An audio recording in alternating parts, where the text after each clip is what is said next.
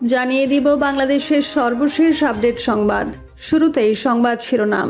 রাজনৈতিক দলগুলো যদি বলে যে তারা সংস্কার চায় না, তাহলে এখনই নির্বাচন দিয়ে দেব, বলেন ডক্টর মোহাম্মদ ইউনূস। এরপর জানিয়ে দিব বাংলাদেশের অভিযোজন তহবিল বৃদ্ধির দাবি। ষড়যন্ত্রের আভাস পাচ্ছেন তারেক রহমান। এবার জানিয়ে দিব বিচারের সম্মুখীন করতে হাসিনাকে দেশে আনার প্রক্রিয়া চালাবে ঢাকা।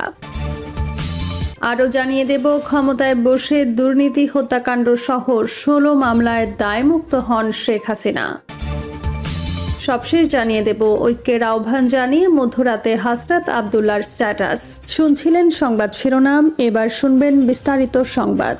কে কোথা থেকে সংবাদটি দেখছেন তা অবশ্যই কমেন্ট করে কমেন্ট বক্সে জানিয়ে দেবেন।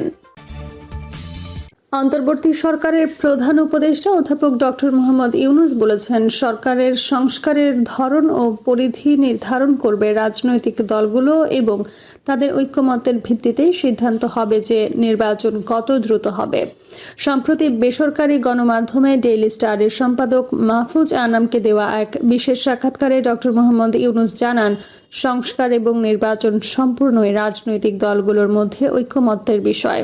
কারণ দেশের জনগণের প্রত্যক্ষ মতামত নিতে হলে গণভোটের আয়োজন করতে হবে। নির্বাচনের বিষয়ে তার বক্তব্য, সংস্কার যত দ্রুত হবে নির্বাচনও তত দ্রুত হবে। আর যদি রাজনৈতিক দলগুলো বলে যে তারা সংস্কার চায় না, তাহলে এখনই নির্বাচন দিয়ে দেব। নির্বাচন ব্যবস্থা, পুলিশ, বিচার বিভাগ, দুর্নীতি দমন কমিশন, জনপ্রশাসন ও সংবিধান সংস্কার কমিশনের প্রতিবেদনের ভিত্তিতে সংস্কারের জন্য নিজের দৃষ্টিভঙ্গি তুলে ধরেন তিনি। ডক্টর ইউনূস বলেন, অন্তর্বর্তী সরকার দ্রুততম সময়ের মধ্যে রাজনৈতিক দলগুলোর ঐক্যমত্যের মাধ্যমে নির্বাচনের পথ তৈরি করবে। তিনি বলেন, আমরা কোনো কিছুই চাপিয়ে দিচ্ছি না। তার ভাষ্য, তার প্রশাসন কেবল প্রক্রিয়াটি সহজ করার জন্য কাজ করছে। নির্বাচনের রোড ম্যাপ সম্পর্কে ডক্টর ইউনূস বলেন, আমরা সমান্তরালভাবে দুটো রাস্তায় চলছি। সমান দৃষ্টিভঙ্গি, সমান প্রচেষ্টা দুটোর পেছনেই থাকবে। একটি হলো নির্বাচন, অপরটি সংস্কার। তিনি বলেন, 2-1 দিনের মধ্যে নির্বাচন কমিশন ঘোষণা হয়ে যাবে। কমিশন তার মতো চলবে। সেটা তো আমার নিয়ন্ত্রণে নেই। সেখানে যা যা দরকার সেটা হবে। আজারবাইজানের রাজধানী বাকুতে চলমান 20 জলবায়ু সম্মেলনের COP29 অর্জন জানতে শেষ দিন পর্যন্ত অপেক্ষা করতে হবে। ধনী দেশগুলো ক্ষতিগ্রস্ত স্বল্পোন্নত দেশগুলোর জন্য কতটা অর্থ সহায়তা দিচ্ছে তা এখনও পরিষ্কার হয়নি। অপরদিকে সম্প্রতি ব্রাজিলে অনুষ্ঠিত G20 সম্মেলন থেকে জলবায়ু অর্থায়ন বিষয়ে স্পষ্ট কোনো বার্তা পাওয়া যায়নি। তবে সেখানে প্রকাশিত বিবৃতিতে G20 নেতারা বাকুর সম্মেলনে জলবায়ু অর্থায়ন নিয়ে একটি চুক্তিতে পৌঁছানোর বিষয়টি সমর্থন করেছেন। বিশ্বব্যাপী উষ্ণতা বৃদ্ধির জন্য দায়ী মোট কার্বন নির্গমনের 3/4 জন্য দায়ী G20 দেশগুলো। তাই জলবায়ু অর্থায়ন বিষয়ক তাদের দৃষ্টিভঙ্গি জানার জন্য বাকুর সম্মেলনে অংশ নেওয়া বিভিন্ন দেশের কর্তৃপক্ষ গভীরভাবে তাকিয়েছিল। তবে G20 নেতাদের বিবৃতিতে জলবায়ু অর্থায়ন সব সূত্র থেকে আসতে হবে বলে যে মন্তব্য করা হয়েছে, তাতে সন্তুষ্ট নয় উন্নয়নশীল দেশগুলো। এদিকে বাংলাদেশের পক্ষে অভিযোজন তহবিল বৃদ্ধির জন্য জোর দাবি জানানো হয়েছে। গতকাল পরিবেশ, বন ও জলবায়ু পরিবর্তন উপদেষ্টা সৈয়দা রিজওয়ানা হাসান COP29 সম্মেলনে উচ্চ পর্যায়ের অভিযোজন অর্থায়ন সংলাপ অনুষ্ঠানে এই দাবি জানান। জাতিসংঘের জলবায়ু পরিবর্তন সংক্রান্ত নির্বাহী পরিচালক সাইমন স্টিয়েল G20 সম্মেলনের আগে উন্নত দেশগুলোর জোটকে শক্তিশালী বার্তা দিয়েছেন। দেশের ষড়যন্ত্র চলার আভাস পেয়েছেন বলে জানালেন বিএনপির ভারপ্রাপ্ত চেয়ারম্যান তারেক রহমান।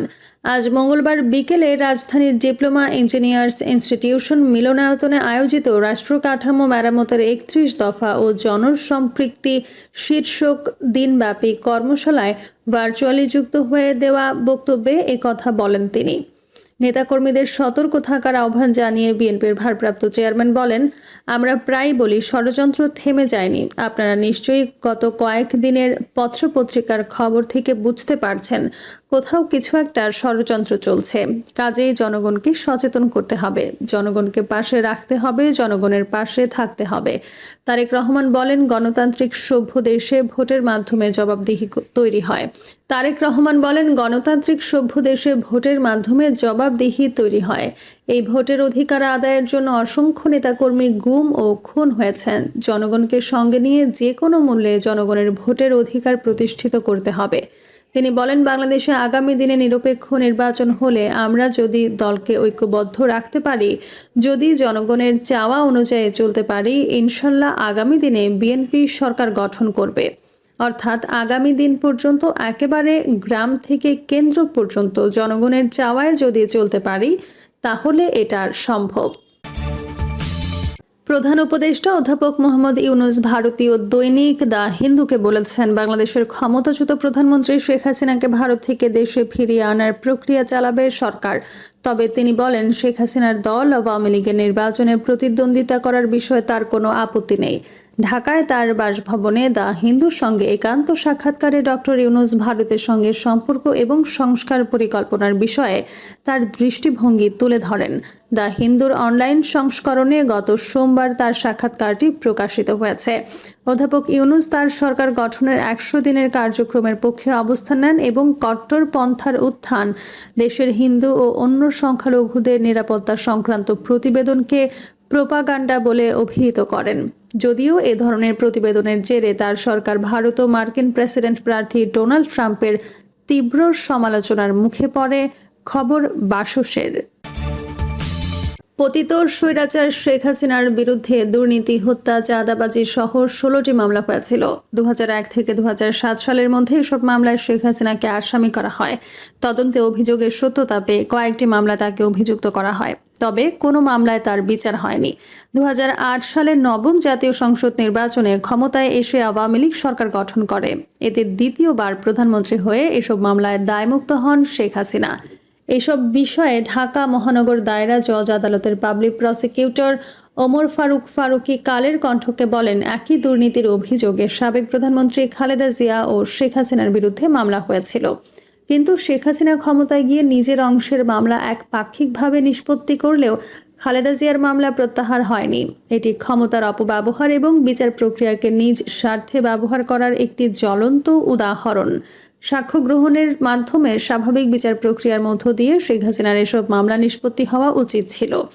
হত্যা মামলা 2006 সালের 28 অক্টোবর পল্টনে জামায়াতে ইসলামীর ও ছাত্র শিবিরের 6 নেতাকর্মীকে লগি বৈঠা দিয়ে নির্মমভাবে হত্যার অভিযোগে পল্টন মডেল থানায় মামলা হয়। তদন্ত শেষে 2007 সালের 11 এপ্রিল শেখ হাসিনার সহ 46 জনের বিরুদ্ধে আদালতে অভিযোগপত্র দাখিল করা হয়। দলীয় বা ব্যক্তিগত পারস্পরিক অবিশ্বাস ও দলাদলি বাদ দিয়ে ঐক্যমত্যে ডাক দিয়েছেন বৈষম্য বিরোধী ছাত্র আন্দোলনের আহ্বায়ক হাসনাত আব্দুল্লাহ। গতকাল মঙ্গলবার দিবাগত রাত 12টা 8 নিজের ভেরিফাইড ফেসবুকে পোস্টের মাধ্যমে তিনি এই ঐক্যের আহ্বান জানান। হাসনাত আব্দুল্লাহ লিখেছেন, বিগত 1.5 দশকের আওয়ামী স্বৈরশাসনের জাতাকলে নির্মমভাবে পিষ্ট হয়েছে বিএনপি ও জামায়াত। আওয়ামী লীগের অন্যায়, অবিচার ও প্রহসনমূলক অপশাসনের দরুন তারা তাদের বহু সংখ্যক একনিষ্ঠ নেতাকর্মীকে চিরতরে হারিয়েছে। গণতন্ত্র, ভোটাধিকার ও মানবাধিকার হরণ সহ সব ধরনের অন্যায়ের বিরুদ্ধে অবস্থান নেওয়ার কারণে বিগত দিনগুলোতে দল হিসেবে বিএনপি ও জামায়াতের ওপর আওয়ামী লীগ চালিয়েছে নির্মমতম অত্যাচারের খড়গ। তিনি আরও লিখেছেন, 24-এর গণঅভ্যুত্থানের নেতৃত্বে থাকা বৈষম্য বিরোধী ছাত্র আন্দোলনে অংশ নেওয়া খেটে খাওয়া দিনমজুর থেকে শুরু করে সাধারণ শিশু কিশোররাও আওয়ামী লীগের নৃশংস হত্যাকাণ্ডের শিকার হয়েছে। ফ্যাসিবাদী আওয়ামী স্বৈরশাসনের দুর্দিন পেরিয়ে 24-এর সফল গণঅভ্যুত্থান আমাদের সামনে এক নতুন বাংলাদেশ বিনির্মাণের সম্ভাবনার দুয়ার উন্মোচন করে দিয়েছে। ফ্যাসিবাদী ব্যবস্থার চিরতরে বিলোপের স্বার্থে সব নিপীড়িত দলকে এক মহান ঐক্যের সামনে হাজির করেছে 24-এর গণঅভ্যুত্থান। বাংলাদেশে আর কোনোদিন ফ্যাসিবাদী আওয়ামী লীগের ঠাঁই নেই বলে মন্তব্য করে হাসনাত আব্দুল্লাহ লিখেছেন, দল হিসেবে যারা 1.5 দশকেরও বেশি সময় ধরে বাংলাদেশের আপামর মানুষের রাজনৈতিক অধিকার খর্ব করে গুম, খুন ও অন্যায় অবিচারের রাজত্ব কায়েম করেছিল।